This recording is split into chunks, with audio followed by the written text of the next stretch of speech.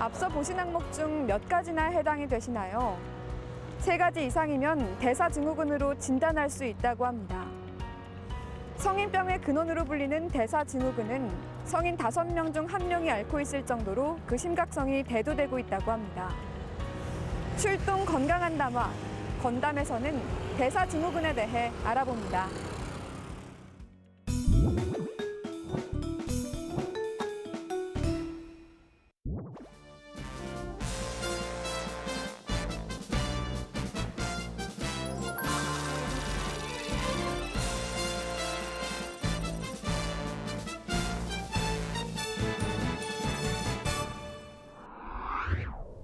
교수님 안녕하세요.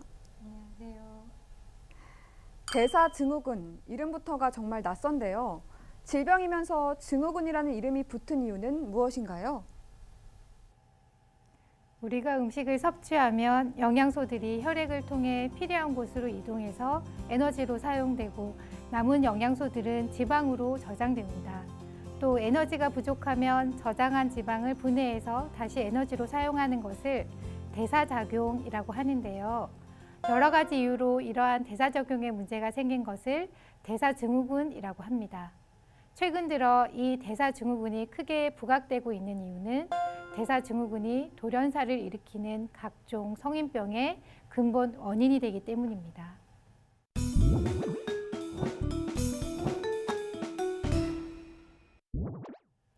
대사증후군의 원인은 매우 복잡하고 다양합니다. 하지만 일반적으로 대사증후군을 발생시키는 주요 원인은 인슐린 저항성과 내장 비만을 들 수 있습니다. 인슐린 저항성이란 혈당을 낮추는 인슐린의 기능이 떨어져서 세포가 포도당을 효과적으로 연소하지 못하는 것을 말합니다. 보통 복부 비만, 운동 부족, 과음, 과식, 흡연, 스트레스 등에 의해서 생기며 유전적 요인에 의해 발생하기도 합니다. 대사증후군이 위험한 것은 소리 없이 증상이 진행되다가 돌연사할 수 있기 때문인데요. 대사증후군 환자는 정상인보다 심내혈관 질환 발생 위험이 2배 이상 높아서 이로 인한 사망의 위험을 높입니다. 이외에도 당뇨병은 5배, 만성 콩팥병은 최대 2.5배 위험을 높이며 간암, 유방암 등 각종 암 발생 위험도 훨씬 높습니다.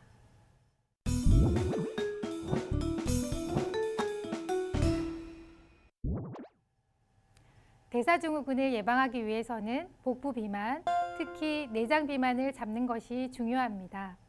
같은 복부 둘레에도 피부와 복부 근육 사이에 지방인 피하 지방이 많은 경우도 있고 내장 사이에 지방이 낀 내장 비만이 있습니다. 젊은 여성의 똥배는 피하 지방인 경우가 많고 폐경후 여성이나 중년의 남성의 뱃살은 내장 지방으로 인한 비만이 대부분입니다. 이 중 대사질환과 관련이 많은 비만은 내장에 지방이 쌓인 내장 비만입니다. 이 내장 비만을 없애기 위해서는 식습관 개선과 함께 꾸준한 운동을 해야 합니다. 네, 그럼 지금부터 OX 퀴즈를 통해 대사증후군에 관한 올바른 정보들을 알아보도록 하겠습니다. 그럼 첫 번째 질문입니다. 허리 둘레가 늘어날수록 사망률이 증가한다. O일까요? X일까요?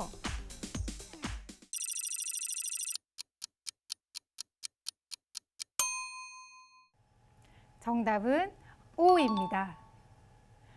연구 결과에 따르면 허리 둘레가 5cm 증가할 때마다 사망 위험률은 10% 이상 증가하는 것으로 나타났습니다. 대사증후군을 진단하는 기준인 허리 둘레가 남성 90cm, 여성 85cm 이상이라면 적절한 운동과 건강한 식습관을 통해 적정 허리 둘레를 관리해야 합니다. 특히 복부 둘레가 갑자기 늘어났다면 건강에 이상 신호일 수 있으니 의료기관을 찾아 진단을 받는 것이 좋겠습니다. 네, 복부 비만이신 분들은 허리 둘레 관리를 특히 잘 하셔야겠습니다. 그럼 다음 질문입니다. 흡연을 하면 살이 빠진다고 하죠. 그래서 몇몇 여자분들은 살을 빼기 위해서 흡연을 시작하시기도 하는데요. 두 번째 질문입니다. 흡연으로 빠지는 살, 대사증후군 예방에 도움이 된다. O일까요? X일까요?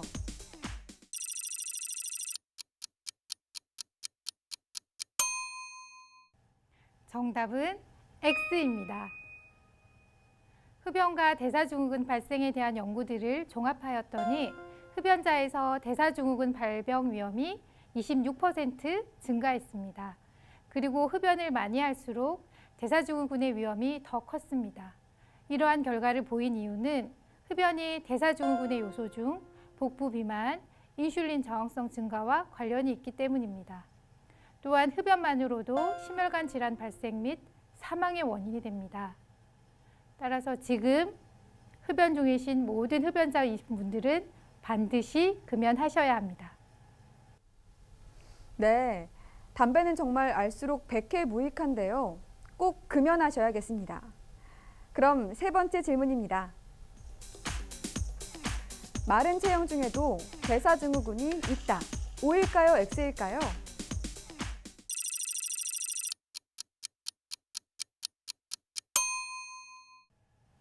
정답은 O입니다. 요즘 마른 비만이라고 한 번쯤 들어보셨을 텐데요. 팔다리는 얇지만 복부는 비만인 사람들이 늘고 있습니다. 마른 비만의 가장 큰 원인 중 하나는 무리한 다이어트를 들 수 있습니다.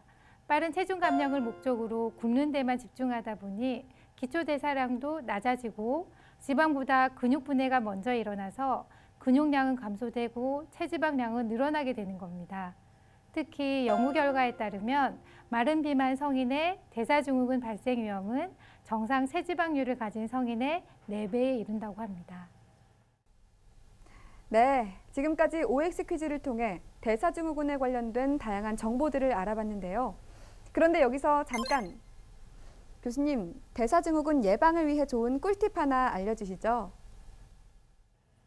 앞서 말씀드렸듯이 대사증후군을 예방하기 위해서는 복부 비만, 특히 내장 비만을 잡는 것이 가장 중요한데요. 그래서 첫 번째, 식습관을 조절해야 합니다.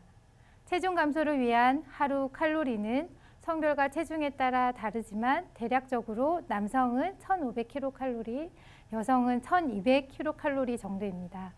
잡곡밥과 채소, 단백질 등 균형 잡힌 식사를 하는 것이 좋습니다. 특히 단백질 섭취가 중요한데요. 자신의 체중당 1g, 즉 체중이 70kg인 분은 70g의 단백질을 섭취해야 다이어트로 인한 근육량 감소를 최소화할 수 있습니다. 두 번째로는 한 주에 150분 이상 운동을 해야 합니다. 운동을 처음 시작하시는 분이라면 배우지 않아도 할 수 있는 걷기로 시작하는 것이 좋겠습니다. 운동할 시간을 더 낼 수 있다면 근력 운동을 추가하세요. 동네마다 설치된 운동기구를 이용하거나 계단 오르기, 저항을 많이 둔 상태에서의 실내 자전거 타기도 쉽게 할 수 있는 좋은 근력 운동입니다. 근력 운동할 때 손상을 줄이기 위해서는 힘을 줄 때 숨을 내쉬면서 허리가 아닌 배에 힘을 주는 것이 중요합니다. 네, 교수님 마지막으로 대사증후군 예방을 위해서 한 말씀 부탁드립니다. 제가 지금까지 한 이야기를 모르고 계셨던 분은 별로 없을 겁니다. 대사증후군 예방 혹은 치료를 위해서는 다 아는 이야기 맞습니다. 적게 먹고 많이 움직이고 금연하고 절주해야 합니다. 다 아는데 행동으로 옮기기가 쉽지 않습니다. 큰 마음 먹고 하지 마시고 그냥 지금 바로 가볍게 하세요. 피곤하고 힘드시겠지만 하루하루 하다 보면 더 건강한 나를 만날 수 있습니다. 네, 지금까지 울산대학교 병원 가정의학과 전영지 교수님과 함께 대사증후군에 대해 알아봤습니다. 교수님 고맙습니다. 100세 시대 건강관리의 시작은 대사증후군 예방부터라는 말도 있다고 하는데요. 대사증후군은 성인병의 시작으로 위험을 인지하고 생활 습관을 잘 관리하면 고혈압, 고지혈증, 당뇨 등으로부터 벗어날 수 있다고 합니다. 오늘 알려드린 생활 습관들을 잘 활용해 보시기 바랍니다. 출동 건강한 담화, 건담은 다음에도 꼭 필요한 건강 정보로 다시 찾아오겠습니다. 시청해주신 여러분 고맙습니다.